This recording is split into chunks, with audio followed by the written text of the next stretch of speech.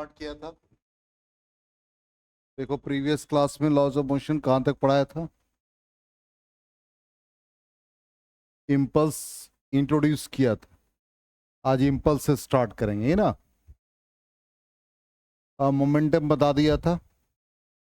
Second law हो गया था। तो आज हम लोग का क्लास इम्पल्स से स्टार्ट होगा। इम्पल्स का मतलब है कि जब किसी भी बॉडी के ऊपर लार्ज फोर्स एक्ट करता है फॉर ए शॉर्ट टाइम, उसी को हम लोग इम्पल्स कहते हैं। जैसे एक बैट्समैन बैट से बॉल को हिट करता है, तो उस कंडीशन में बैट और बॉल के बीच में जो टाइम होता है वो काफी स्मॉलर होता है। बैट और बॉल के बीच जो कांटेक्ट टाइमिंग है काफी स्मॉलर है। क्या कोई दिक्कत? अच्छा, फिर नहीं है।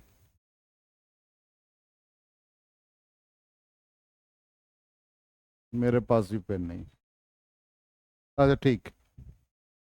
तो लार्ज फोर्स एक्ट कर रहा फॉर ए शॉर्ट टाइम, तो उसको हम लोग इम्पल्स कहते हैं।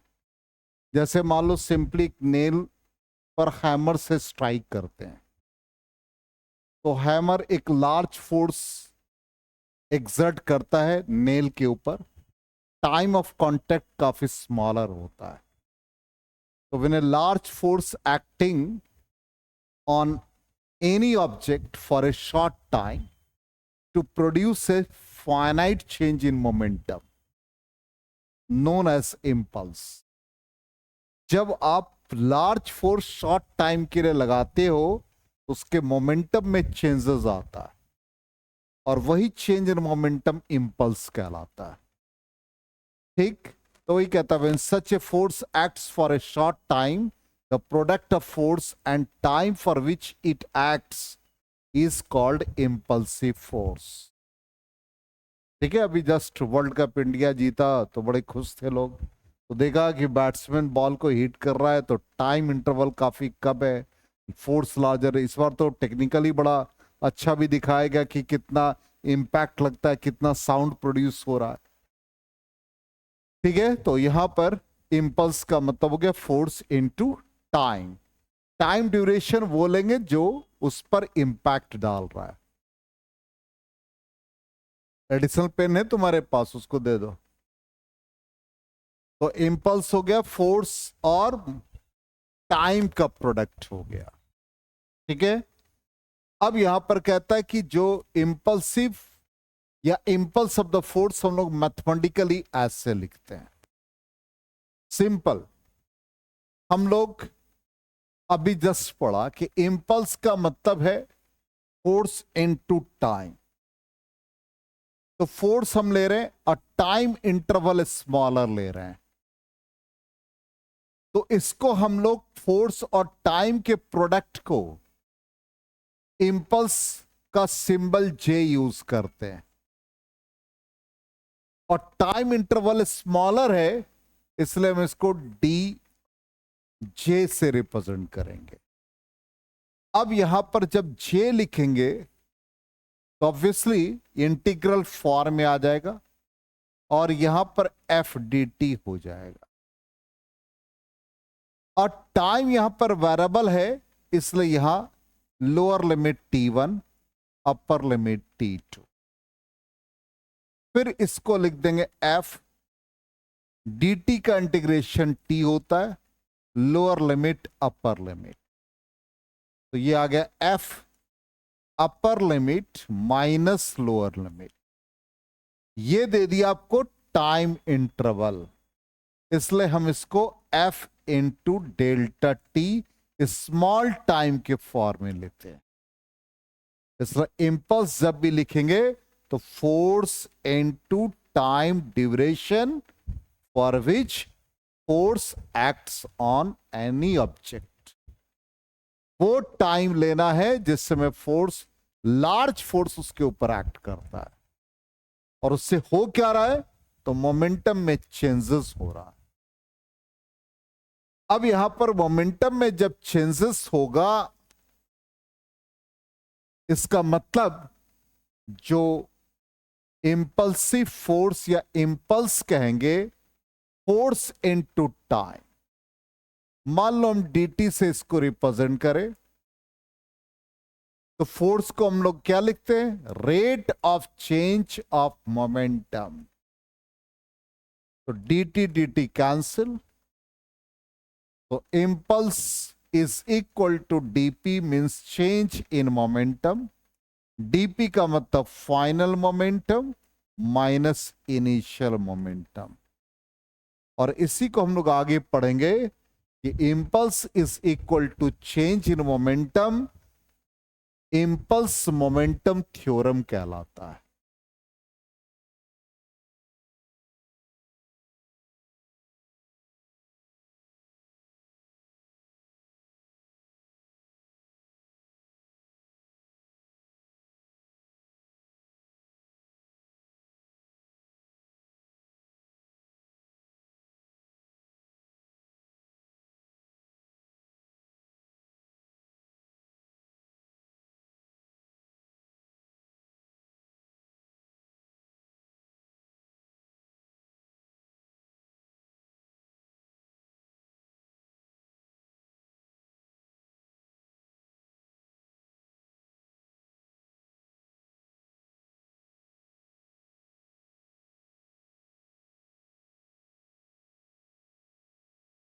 हो गया?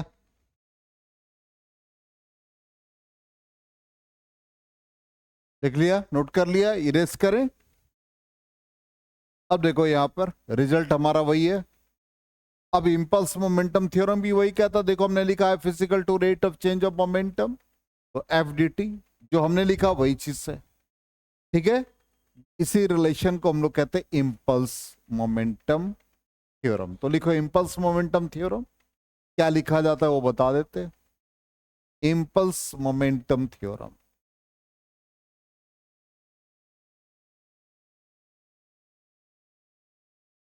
देखो this theorem states that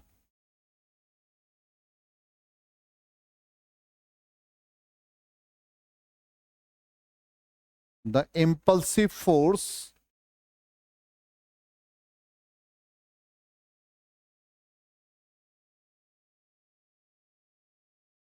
is equal to change in momentum।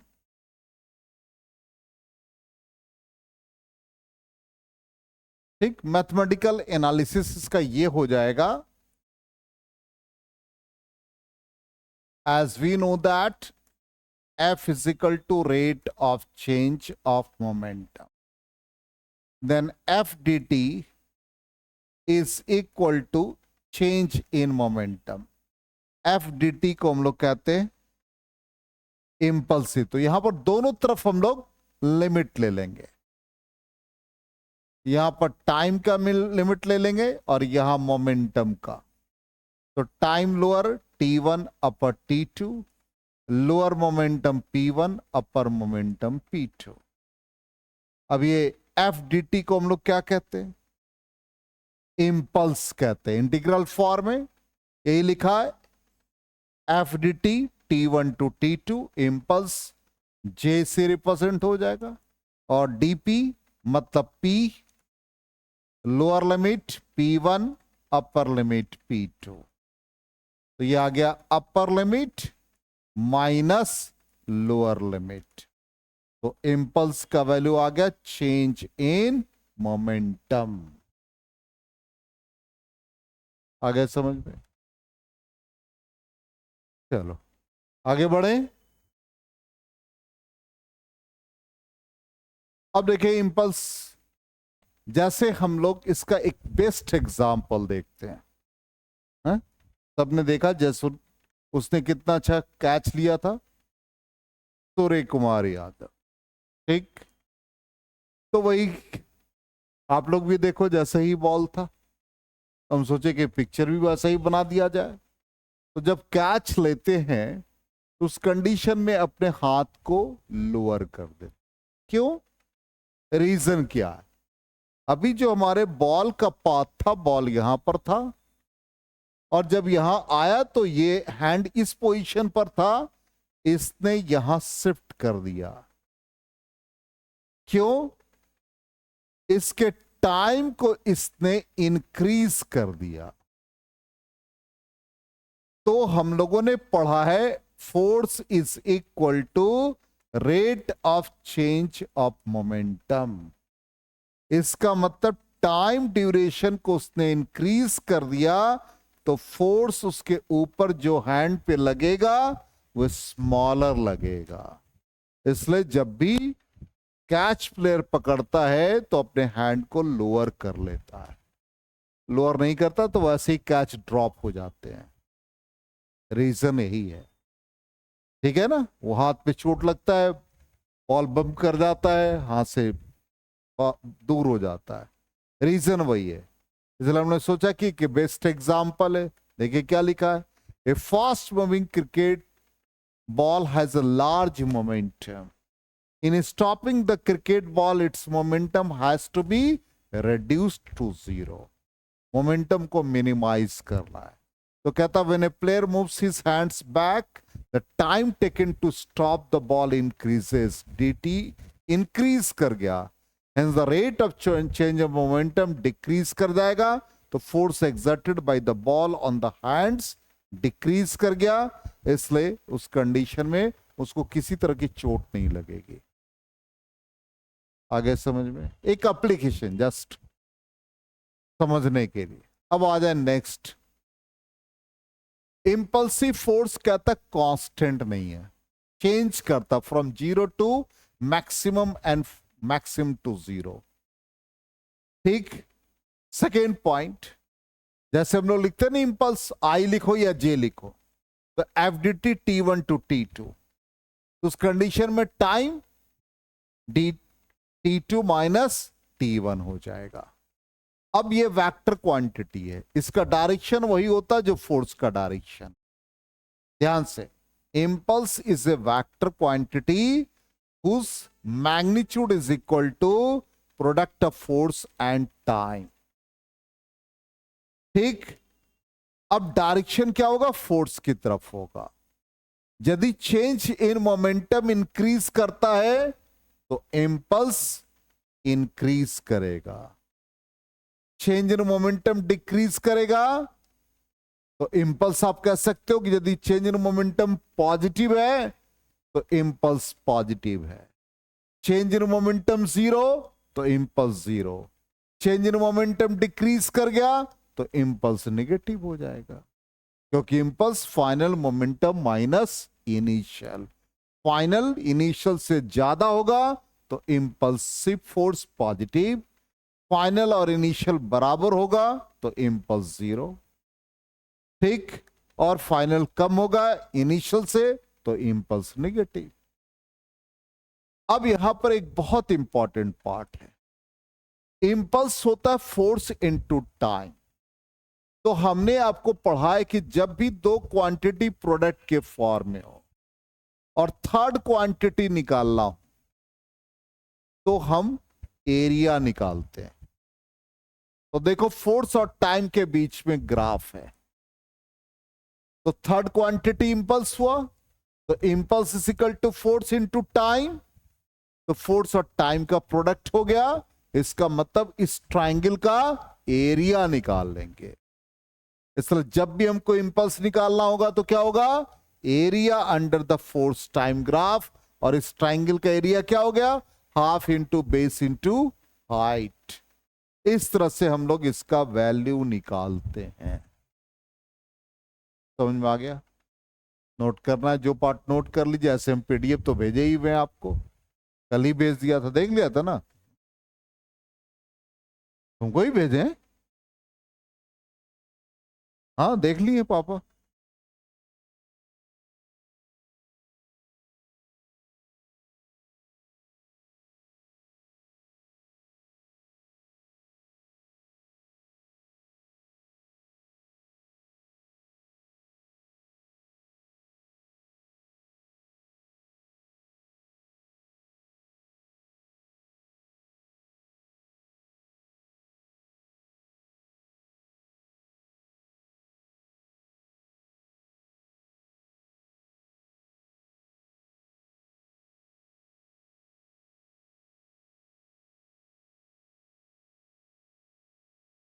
हो गया?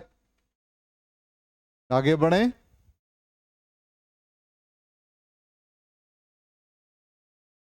चल, अब आज कुछ क्वेश्चंस की प्रैक्टिस कर लें। तो अभी तक क्वेश्चन प्रैक्टिस करने से पहले क्या क्या फॉर्मूला आपने सीखा? सिंपल, हम लोग पूरे लॉज ऑफ मोशन में अभी इस फॉर्म में सीखे। फिर हम लोगों ने फोर्स को लिखा rate of change of momentum, ये लिखा। इम्पल्स हम लोगों ने लिखा फोर्स इनटू टाइम का प्रोडक्ट। मैथमेटिकली हम लोग ऐसे ही यूज करेंगे। यही फॉर्मूला, तीन ही फॉर्मूला है ना, इसी पर बेस्ड हमारा सब कुछ होगा। अब एक्सेलरेशन वगैरह निकालना होगा तो हम लोग यदि मोशन, इक्वेशन ऑफ मोशन, ये इस्तेमाल कर लेंगे। ठीक। मोमेंटम निकालना होगा तो ये हम लोग यूज कर लेंगे, मास इनटू वेलोसिटी। इतना ही ना फॉर्मूला पड़ा है, इसी को हम लोगों को यूज करना है।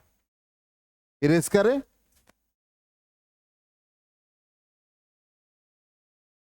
चलिए, पहला क्वेश्चन कहता है a force vector applied on a mass is represented as F vector दे रखा है, एक्सलेशन दे रखा है, what will be the mass of the body. तो मास जब भी निकाला तो मास तो ऑब्वियसली मैग्नीट्यूड है। इसका मतलब फोर्स को हमको मैग्नीट्यूड के टर्म में पहले निकालना पड़ेगा। तो फोर्स का magnitude under root i cap के कोफिशिएंट का होल स्क्वायर, जे कैप के कोफिशिएंट का होल स्क्वायर, और के कैप के कोफिशिएंट का होल स्क्वायर। ये हो गया 36, ये हो गया 64, और ये 100। इसका मतलब ये √200 हो गया, √200 न्यूटन।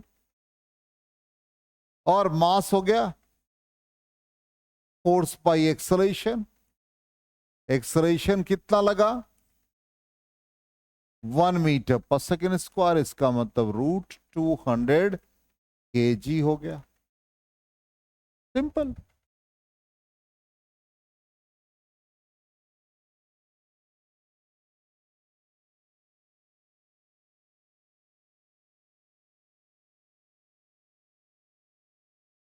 इरेज करें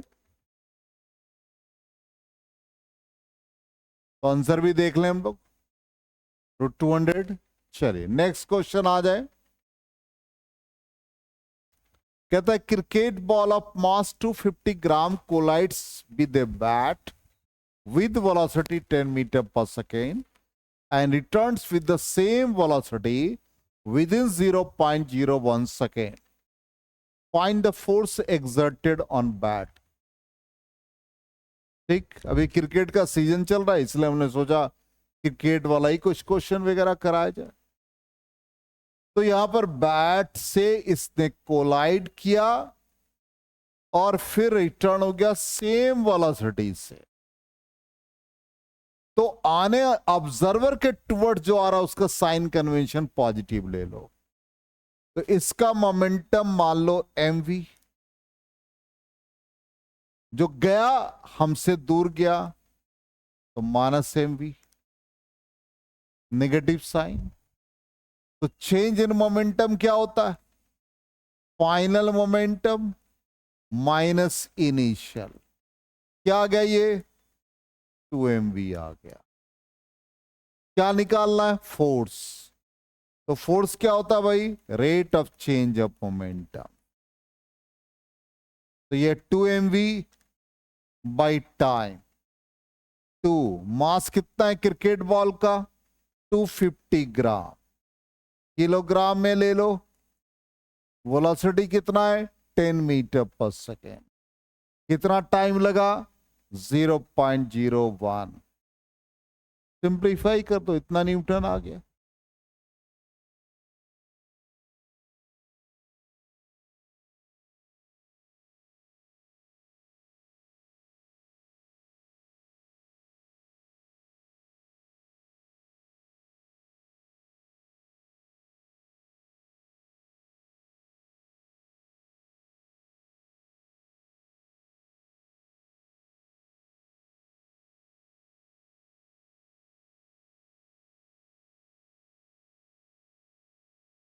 हो गया, इरेज करें।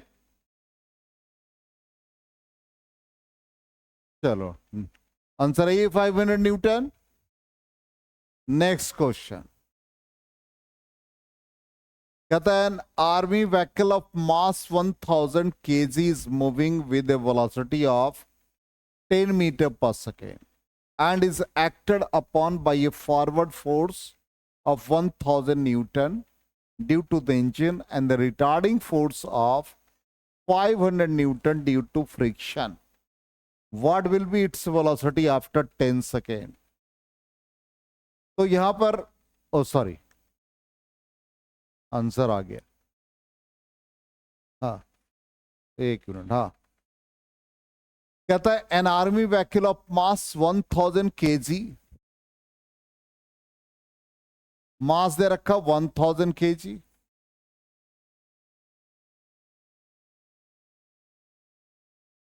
इसका velocity 10 metre per second and is acted by a forward force. तो फॉरवर्ड फोर्स लग रहा है 1000 न्यूटन, और ये किसकी वजह से? इंजन की वजह से, और फ्रिक्शन की वजह से जो अपोज करता मोशन को, वो लग रहा 500 न्यूटन। तो दो फोर्स लग गए, तो नेट फोर्स क्या हो गया? वेक्टर क्वांटिटी है, सबट्रैक्ट कर देंगे 1000 माइनस 500, इट बिकम्स 500 न्यूटन। पहले तो फोर्स निकल गया, ठीक, और रिटार्डिंग फोर्स तो आई। What will be its velocity after 10 second? तो इक्वेशन ऑफ मोशन यूज कर लेंगे, v is equal to u plus a T.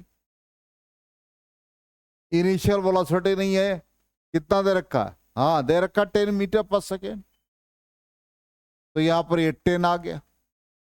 Acceleration force by mass into time, force कितना लग गया? 500, मास कितना है इसका? 1000, कितने टाइम के लिए? 10 सेकेंड के लिए। कितने आ गए? 15 मीटर पर सेकेंड। आया समझ में? कितना इजी क्वेश्चन है।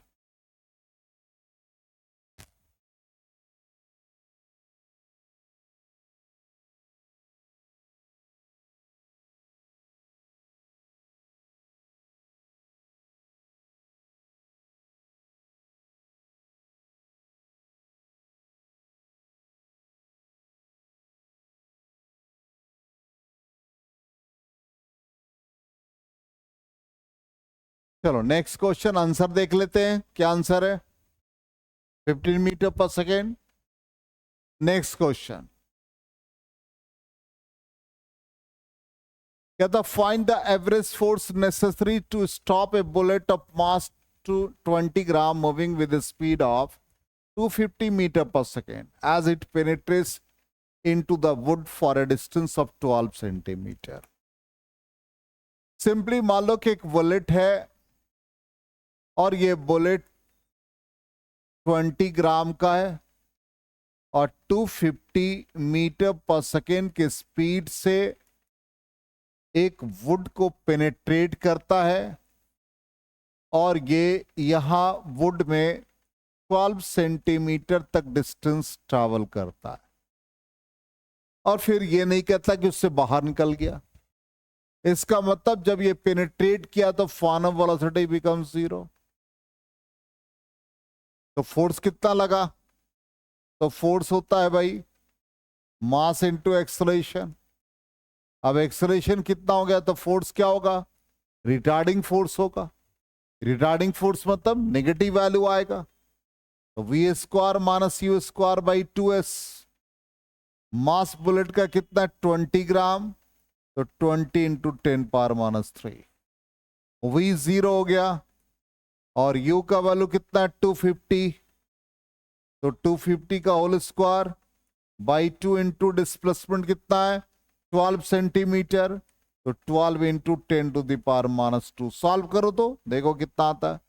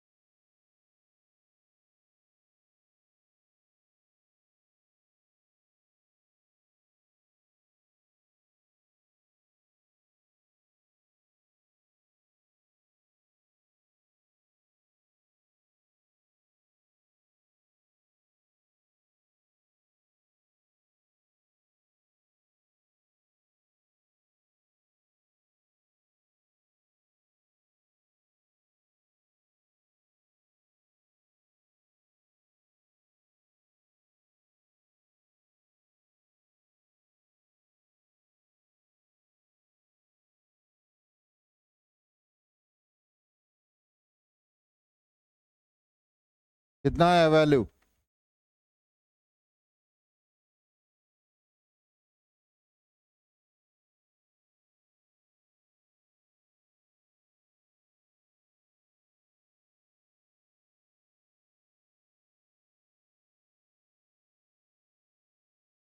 नहीं सॉल्व हुआ? अरे इतना सिंपल है। हाँ, मीटर्स पर सेकेंड में, ए सर, 6000, 6250 न्यूटन रिटार्डिंग फोर्स इतना लग रहा है। कंफर्म? 10⁻³ है, ध्यान देना यहाँ।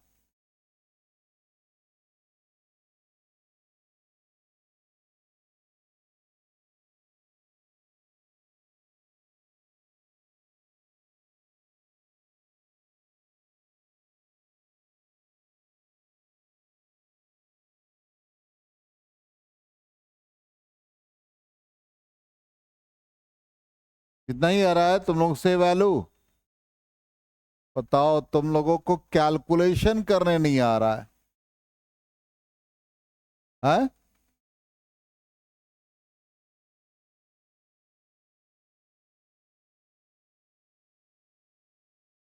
20 ग्राम विद, हाँ हो सकता है लार्ज वैल्यू आ जाए, हो सकता है 12 सेंटीमीटर है।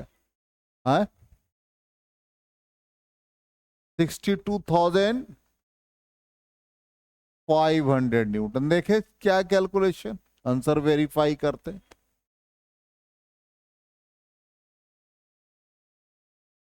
ये वैल्यू आ रहा है। कैसे सही आया? अच्छा, हम लोगों ने जो यूज किया, हम लोगों ने तो यही क्या, 20 ग्राम था तो 20 × 10⁻³ लिखा था, V0 किया था। U का वैल्यू हम लोग का 250 × 250 कर दो। एक बार हम लोग भी अपना कैलकुलेशन कर ले।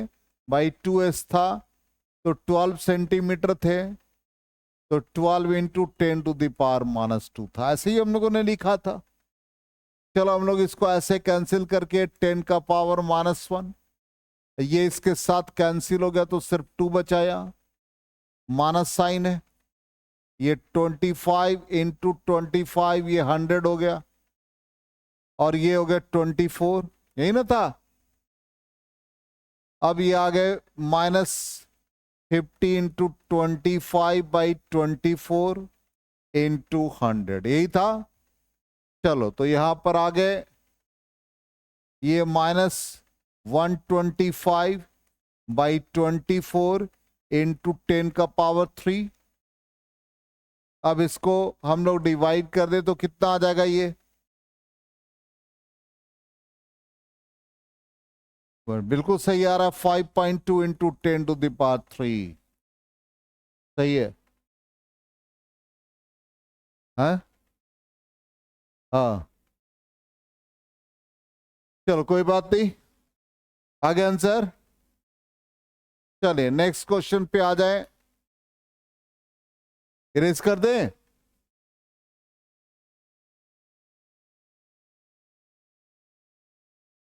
अब नेक्स्ट क्वेश्चन कहता है, the linear momentum of a body moving in one dimension varies with time according to the equation. Linear momentum का वैल्यू ये दे रखा है, ए और बी कांस्टेंट क्वांटिटी है, तो कहता फोर्स कितना होगा? तो फोर्स होता है rate of change of momentum, d/dt। p की जगह पर डाल दो वैल्यू, a+bt² हो गया। डिफ्रेंशिएट करो, इसमें कोई टाइम नहीं, कांस्टेंट b, t² का डिफ्रेंशिएशन 2t, तो a का डिफ्रेंशिएशन कांस्टेंट है तो 0 हो गया, तो F = क्या बन गया ये? 2bt। बहुत सिंपल क्वेश्चन।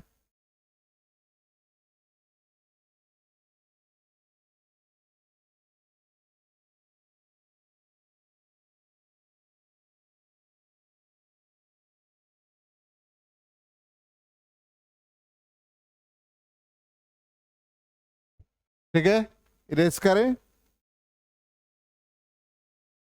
चलिए लास्ट क्वेश्चन देख लेते हैं क्या। 2BT आ गया। लास्ट क्वेश्चन कहता ball of mass m moves with speed v and it strikes normally with the wall. एक बॉल का मास m है, v स्पीड से इसने वॉल पे स्ट्राइक किया नॉर्मली, और कहता रिफ्लेक्ट बैक हो गया, ये भी normally perpendicular. If it's time of contact with the wall is t, यहां पर टाइम ऑफ कॉन्टेक्ट t है, find the force exerted by the ball on the wall. तो फिर वैसे ही ऑब्जर्वर के टुवर्ड्स जो मोमेंटम आया उसको हम लोगों ने पॉजिटिव ले लिया, हमसे जो दूर गया वो नेगेटिव हो गया। तो चेंज इन मोमेंटम निकाल लो, फाइनल मोमेंटम माइनस इनिशियल, क्या गया 2mv। ऐसे क्वेश्चन में चेंज इन मोमेंटम यही आएगा। ठीक, तो फोर्स निकालना है, तो फोर्स क्या होता है, change in momentum by time interval. Change in momentum कितना आ गया 2mv। टाइम ऑफ कांटेक्ट क्या दे रखा t, इसलिए आंसर क्या आ जाएगा 2mv बाई टी। सिंपल।